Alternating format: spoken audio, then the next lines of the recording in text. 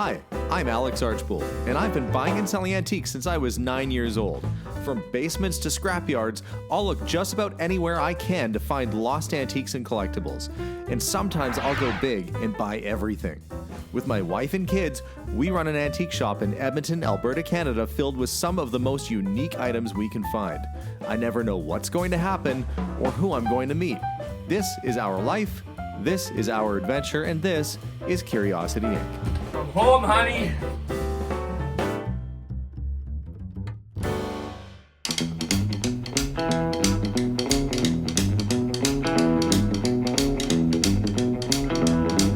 Hey everyone, it is 8:30 at night, and I've decided to go on a little bit of a trek here today.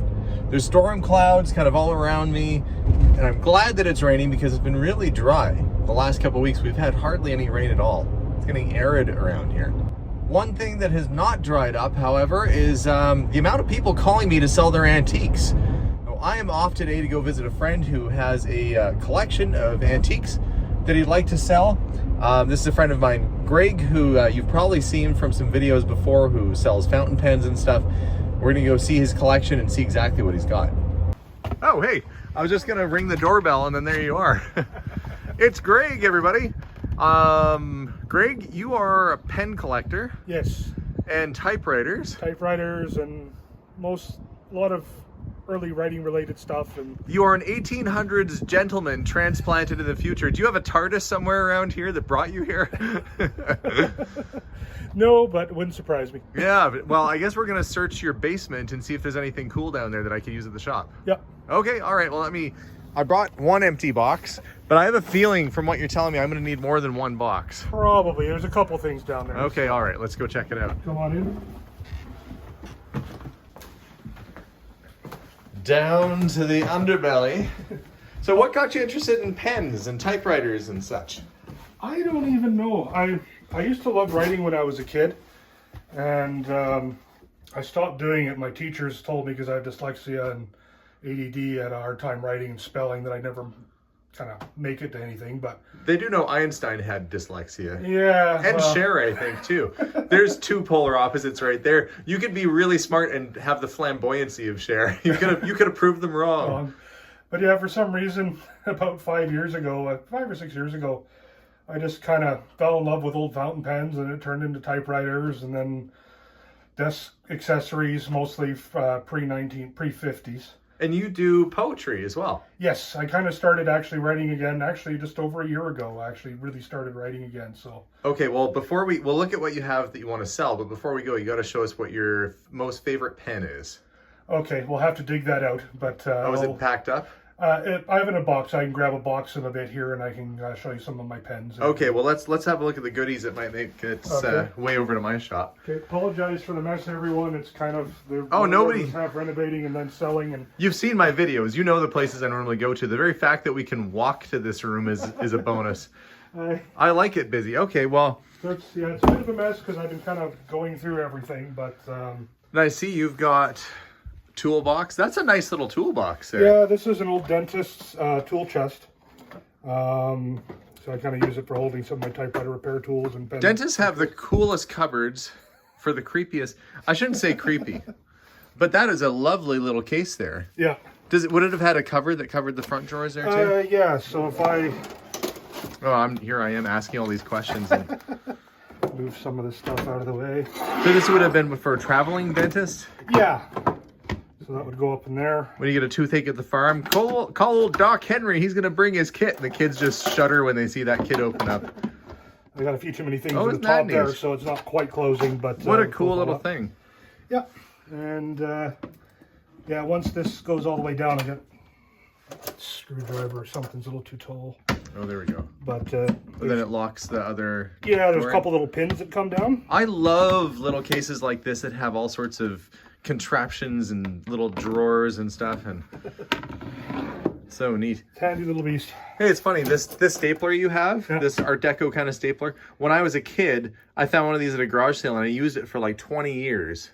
I think I still have it somewhere. I only use old staplers. They actually work. I can punch through way more paper than modern ones. Yeah, why? You know, it's made out of metal. Yeah. It's gonna last. This is like an 80-year-old stapler, and it's still probably working perfect. Yeah, and I got a stapler for you in one of the boxes here that's from probably from the late 1800s. Oh, cool. So, all right. Unfortunately, you can't find staples for it anymore, but it's a really cool looking thing. Oh, that's neat.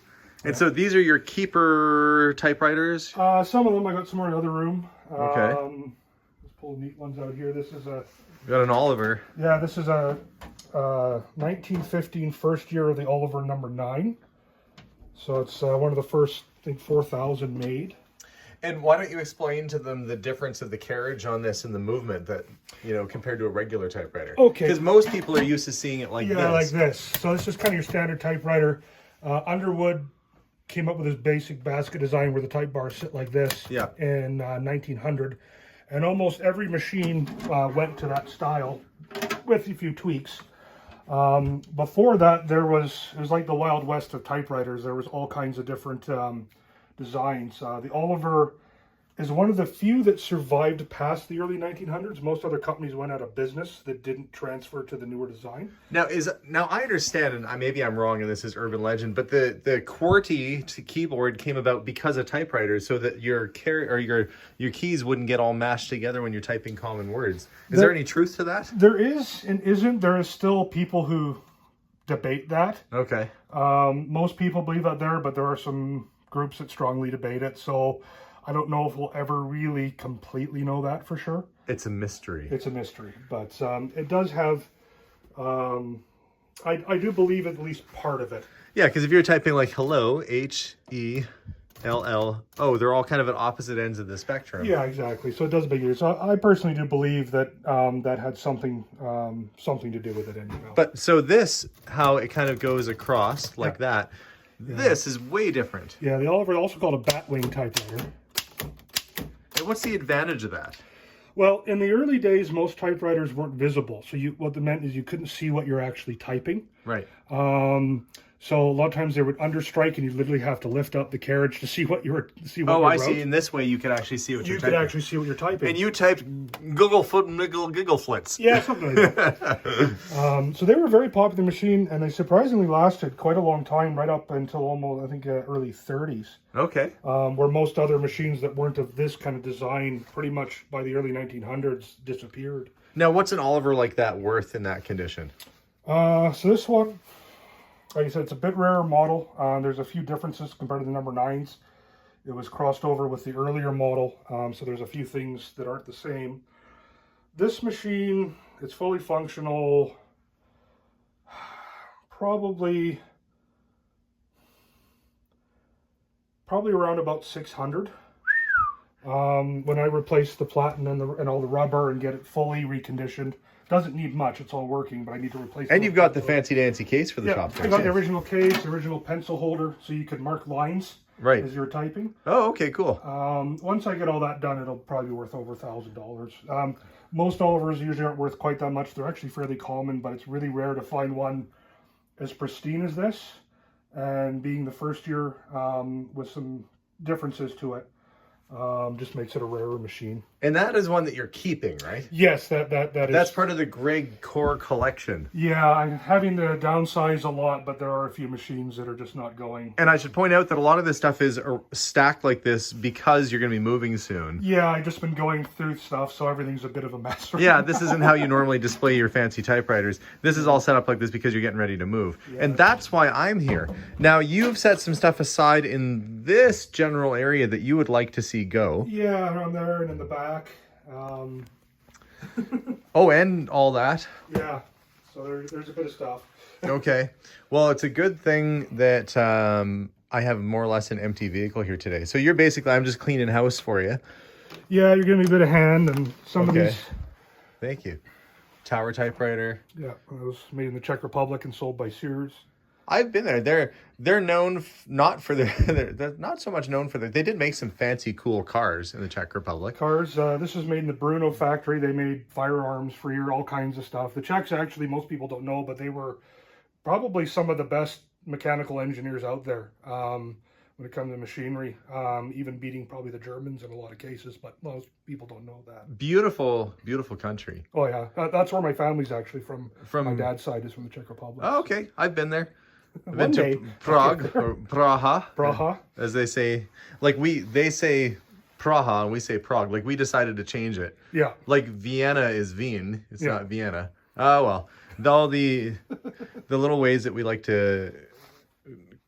Now I'm kind of looking here. I'm just lost in taking in all the stuff here. So you want all this to disappear? Yes. I just right now with my move and everything, it's just things that I once loved are starting to feel a bit like an anchor. So I need to downsize on some stuff. I'm surprised how often I hear that. Now there's a handsome fella. Yeah. I actually it's a mask I made. It was for a costume years ago that I never ended up completing. It's terrifying. In what context? I mean, Halloween, I'm assuming, but that's not like you got this steampunk like welder's goggle on there. It was originally inspired. There's the show, sci-fi show, The 100.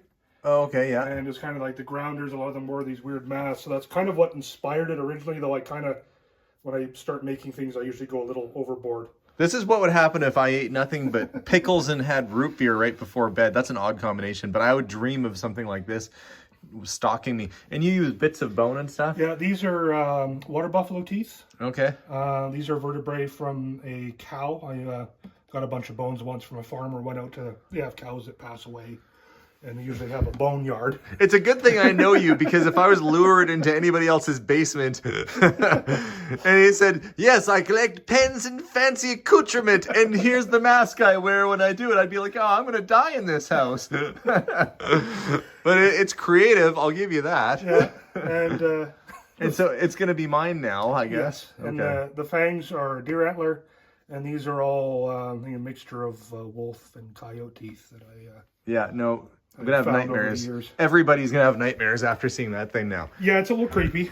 I kind of hate to let it go, but again, I have a lot of stuff, and I need to downsize. And... if you ever have a fancy occasion and you want to wear it, I will lend it back to you, for one of those black tie events. Sounds good. Like, wear your best. Okay. I'll put on the fancy death head. If nothing else, it'll be a great conversation piece. So everyone kind of gets spooked when they see that. It already is a conversation piece.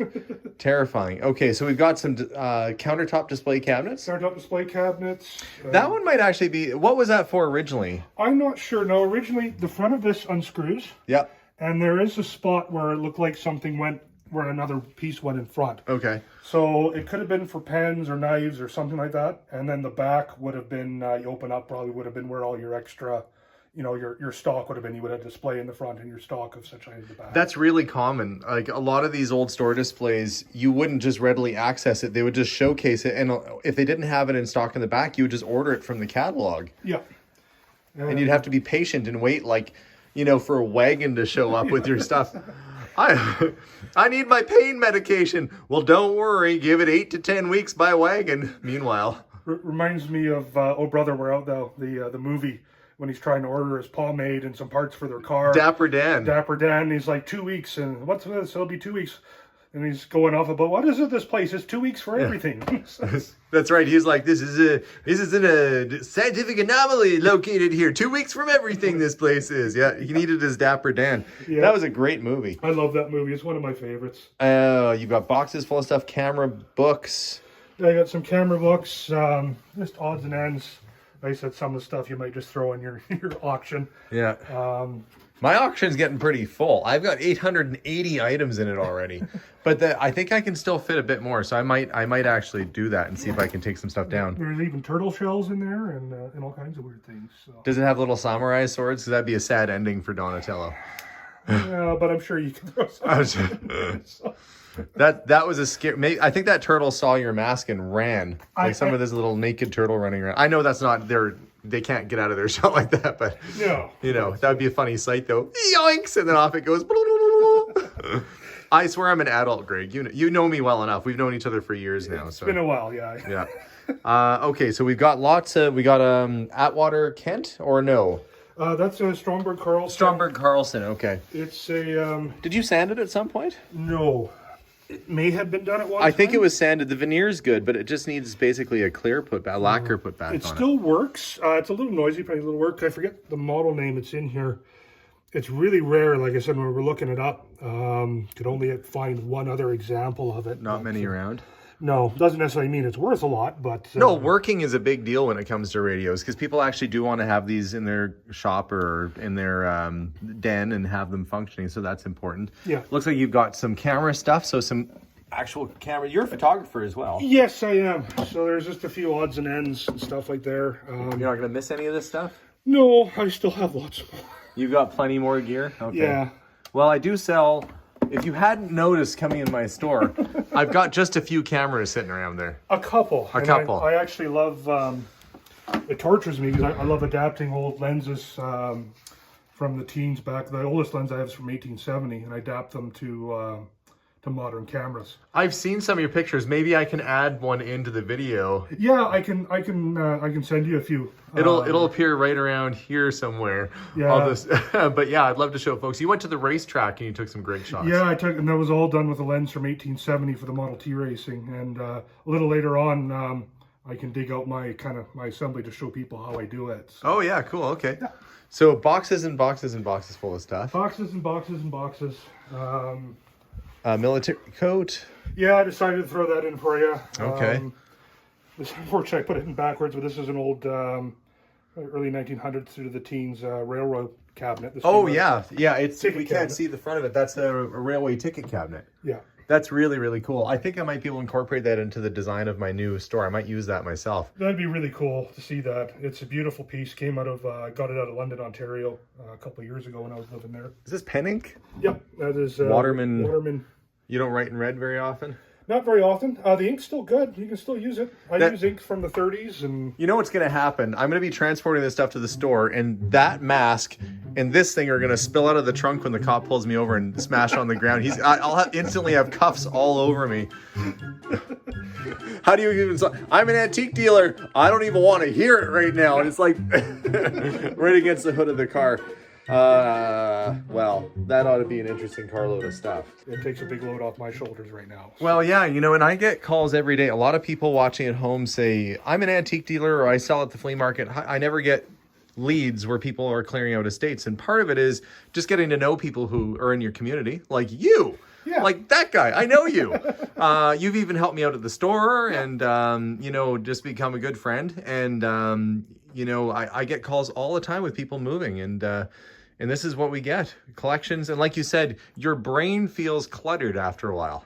It does. Like I said, I could sell this and make a lot more money, but right now, just having it out of my hair is worth a lot more. And if you can make a bit of money on it too, then I'm happy with that as well. Well, I appreciate it. And I'm looking through, there's portable typewriters, there's Royal typewriters. That's another portable right there. Yeah.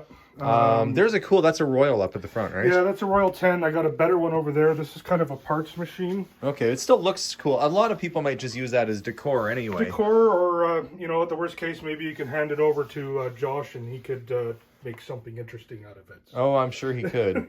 Well, what a good assortment of stuff. Okay, now we've already sort of agreed on a price.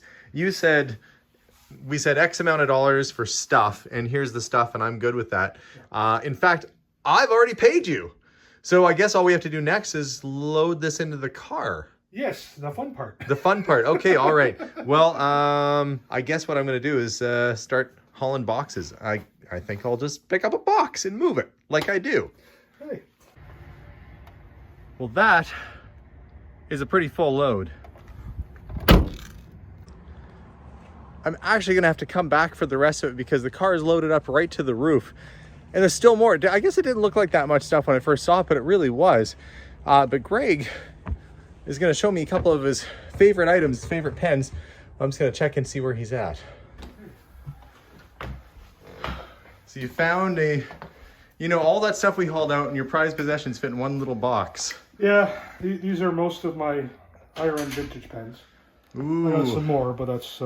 Fountain pen collectors, look out. Yeah. Now, what would you say the oldest pen in here is? The oldest pen would actually probably be this one. It's not a fountain pen, it's a dip pen. This was made by the Eagle Pencil Company, a company that I happen to love. And how did it operate? So you press this little button on top, Yep. and if James Bond had a pen back in the 1800s, it would That have been would this be one. You dip it in your ink and away you go. Just dip it in your ink and go there, or if you need to assassinate someone, you could. I feel like that's been in a movie before where they've, maybe not with a quill pen like that, But like I said, the first time I ever saw this, it just felt like James Bond or Spy, and come up and. And now, for people watching at home that don't understand what the fascination is with pens, they have always been sort of a gentleman's. You get two pieces of deluxe thing. You get a fancy watch, Yeah.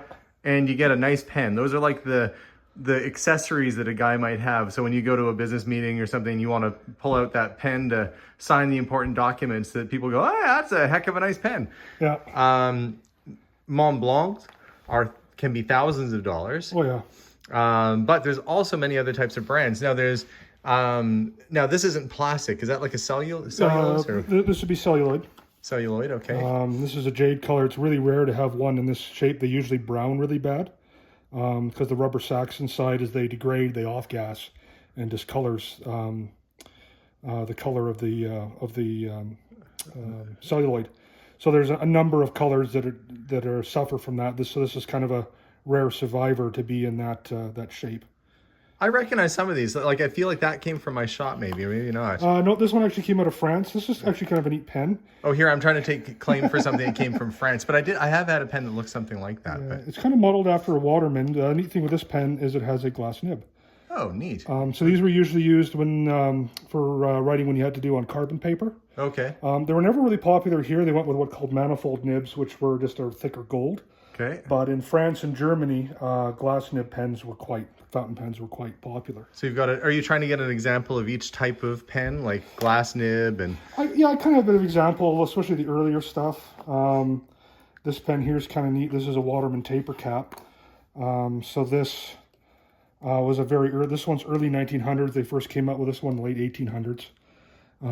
These were designed, they kind of look like a dip pen with that tapered section because people were used to dip pens at that time. Right. So when they came out with the fountain pens originally, they looked like this and they were really slim and tapered because that's kind of what people were used to. Right, and then they bulked them up a little bit. They bulked them up again and people started wanting to carry them in their pockets. So you have early pens like this.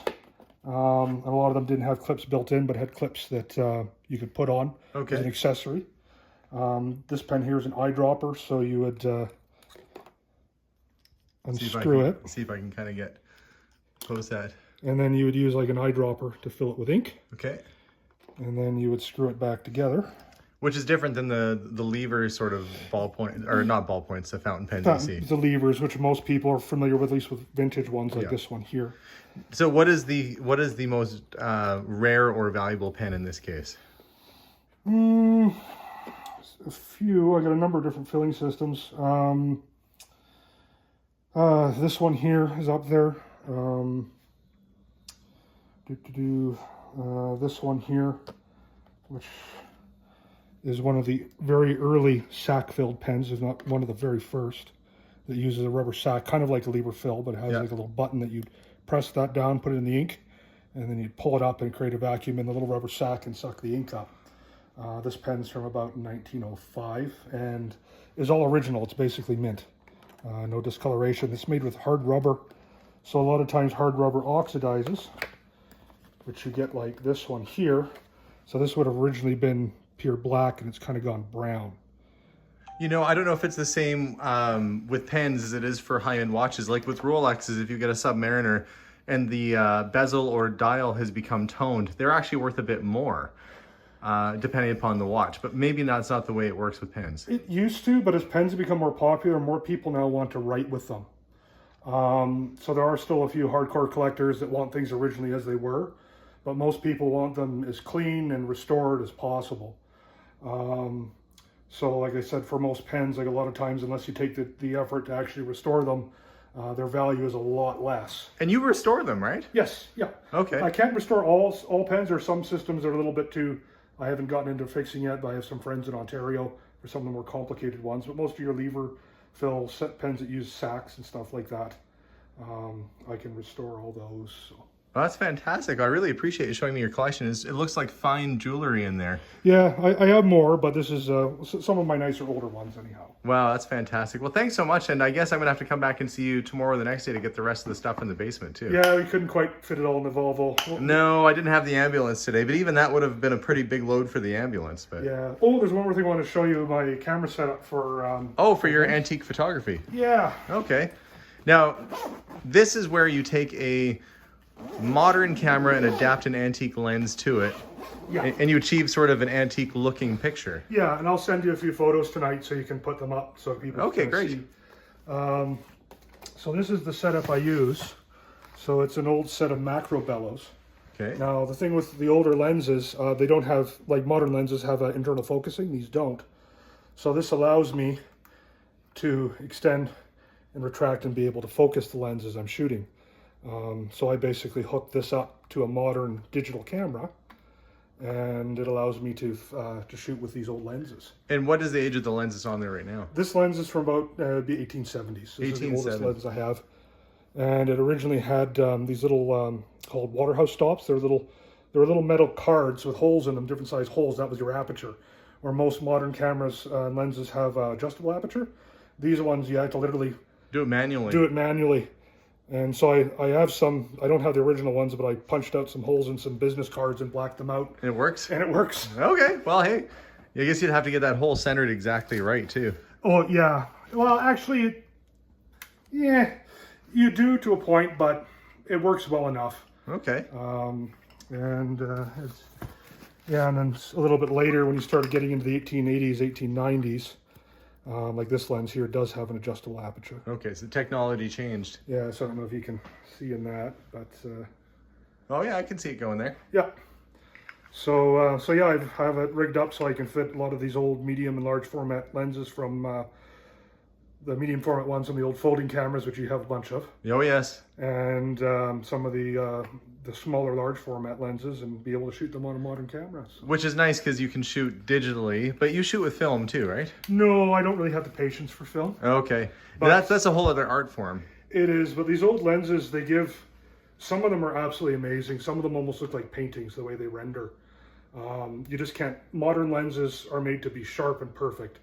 These lenses were all hand ground, so they all have unique characteristics, which a lot of people will spend hours and hours in Photoshop trying to emulate. And I just take a picture and do a little quick editing on Lightroom to adjust colors and shading and stuff like that. And it's all good. And I'm done. Wow. Yeah, that was one thing I found, is that a lot of people are looking for vintage lenses. I think when you came by the store earlier today, there was a fellow looking for lenses to adapt to, vintage lenses to adapt to a modern camera. Yeah. But not a lot of people the folding cameras are kind of a decor piece. But you can get film for them. Yeah, and I use the lenses. I look at your wall and I'm almost like, ooh, there's so many, but I would just love to take the lenses off. The lenses off, yeah, I bet. But I got into this about 6-7 years ago with the vintage lenses. At that time, very few people were doing it. And now it's exploded, and I'm glad I got into it when I did, because if I had to try to buy a lot of the lenses that I bought now, it cost me a fortune. Yeah. Before I was picking them up for next to nothing. Well, that's a fantastic kit. So it just goes to show that you can downsize some of your collectibles and end up with just a bag and a little case and be just as happy. Oh, there's a bit more still. Oh, okay. Maybe for another time. Maybe for another time. But well, thanks again so much for having me by today. You know, it was my pleasure. Thank you for helping me out. And yeah, I'm just looking forward. I got a bunch of my pieces now that can be loved by someone else. So. Well, that's what it's all about. Well, thanks again, Greg. You're welcome, Alex. Well, that is it for today. Greg's just a great guy and very knowledgeable with what he does. So I'm glad that I can count him as a friend. In the meantime, though, I've got to go to the store and offload all this stuff, because I'm gonna have to come back and fill it all up again probably tomorrow with the rest of the stuff I left behind in the basement. So off to the store I go. Current time 9:41 p.m. Best call Melissa, let her know I'm still alive. This is what I say, you know, you own your own business. People say there's a lot of freedom in owning your own business, but there's a lot of work too. Start in the morning, end at night, but you end up with some cool stuff. Thanks for watching, guys. We'll see you all soon, and as always, bye for now.